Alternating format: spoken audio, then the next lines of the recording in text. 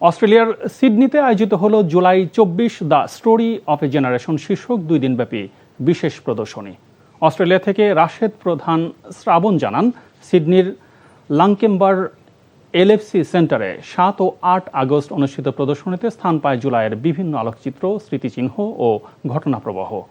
আয়োজনে অস্ট্রেলিয়ার রাজনৈতিক ও কমিউনিটি অঙ্গনের প্রতিনিধিরাও অংশগ্রহণ করেন। বক্তব্য দেন নিউ সাউথ ওয়েলসের সিনেটর ডেভিড শুব্রিজ, ব্যাংকস্টাউন গ্রিনেসের সদস্য আবরার আহমেদ, মানবাধিকার কর্মী অ্যালিসন ব্যাটিসন, আইনজীবী জাকি ওমর সহ অন্যান্য অতিথিবৃন্দ।